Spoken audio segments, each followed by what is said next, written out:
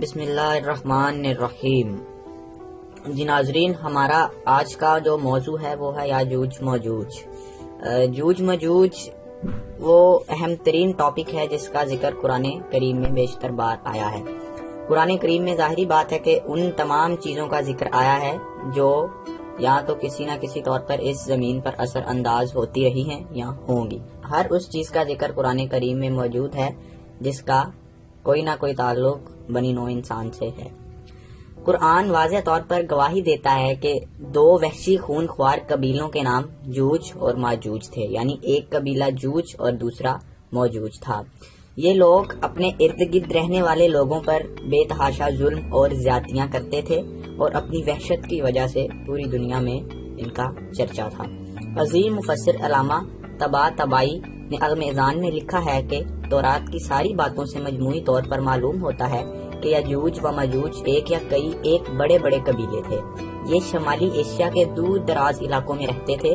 یہ جنگجو، غارت گر اور ڈاکو قسم کے لوگ تھے، یعنی یہ راہزنی، ڈاکہ زنی اور دوسری قوموں پر حملوں میں اپنا ثانی نہ رکھتے تھے اور خون خوار قسم کے قاتل قسم کے لوگ تھے۔ تاریخ کے بہت سے دلائل کے مطابق زمین کے شمال مشرق مغلوستان کے اطراف میں گزشتہ زمانوں میں انسانوں کا گویا جوش مارتا ہوا چشمہ تھا، یعنی کہ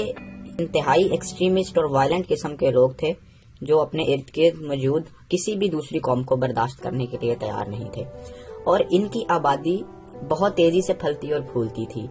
یہ لوگ مشرق کی سمت یا نیچے جنوب کی طرف چلے جاتے تھے اور سیل رواں کی طرح ان علاقوں میں پھیل جاتے تھے، یعنی کہ ان کا بنیادی طور پر مقصد جو ہمیں معلوم ہوتا ہے، تاریخ ہمیں بتاتی ہے کہ ان کا مقصد زیادہ سے زیادہ زمین اور اس کے وسائل پر قبضہ کرنا تھا، اور یہ اس امر کے لیے ہر طرح کی درندگی پر اتر آتے تھے۔ بعض علماء کرام یہ کہتے ہیں کہ یاجوج و ماجوج یعنی یہ دونوں قبیلے آدم علیہ السلام کی اولاد سے تو ہیں مگر ہوا کے پیٹ سے نہیں، گویا کہ وہ عام آدمیوں کے محض باپ شریک بھائی ہیں۔ حافظ اسقلانی رحمۃ اللہ علیہ فرماتے ہیں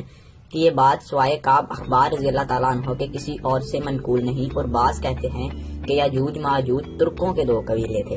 یعنی کہ بعض روایات کے مطابق ہمیں پتہ چلتا ہے کہ یاجوج و ماجوج یہ دونوں قبیلوں کا تعلق ترکوں سے تھا۔ کورش کے زمانے میں بھی ان کی طرف ایک حملہ ہوا۔ یہ تقریباً 500 سال قبل مسیح کی بات ہے، یعنی حضرت عیسیٰ کی آمد سے بھی 500 سال پہلے کی بات ہے، لیکن اس زمانے میں مات اور فارس کی متحدہ حکومتیں مارز وجود میں آ چکی تھیں، یعنی فارس آج کل جو ایران پرشیا کا علاقہ کہلاتا ہے، اسے اس زمانے میں عیسیٰ علیہ السلام سے 500 سال قبل وہاں ان کی ایک مضبوط حکومت مات کے ساتھ متحدہ حکومت مارج وجود میں آ چکی تھی، لہٰذا حالات بدل گئے اور مغربی ایشیا ان قبائل کے حملوں سے آسودہ خاطر ہو گیا۔ لہٰذا یہ زیادہ صحیح لگتا ہے کہ یاجوج و ماجوج انہی وحشی قبائل میں سے تھے۔ جب قریش ان علاقوں کی طرف گئے تو قفقاز کے لوگوں نے درخواست کی کہ انہیں ان قبائل کے حملوں سے بچایا جائے، لہٰذا اس نے وہ مشہور دیوار تعمیر کی جسے دیوار ذوالقرنین کہتے ہیں۔ یعنی اس فکرے سے ہمیں معلوم پڑتا ہے کہ یاجوج و ماجوج کی وحشت کی وجہ سے جنوبی ایشیا اور مشرق وسطیٰ کے بیشتر قومیں اور بیشتر ریاستیں خطرے میں تھیں، اور انہوں نے آپس میں ایک متحدہ محاذ قائم کر رکھا تھا تاکہ شمال کی جانب سے نازل ہونے یا حملہ کرنے والے ان یاجوج و ماجوج سے پناہ لی جا سکے، اور اس امر کے لیے انہوں نے ایک مشہور اور طویل دیوار قائم کی جس کا نام دیوار ذوالقرنین ہے۔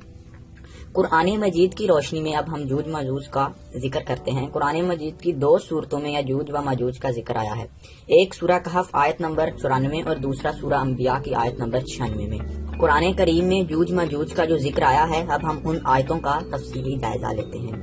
اللہ تعالیٰ کا قرآن کریم میں فرمان ہے،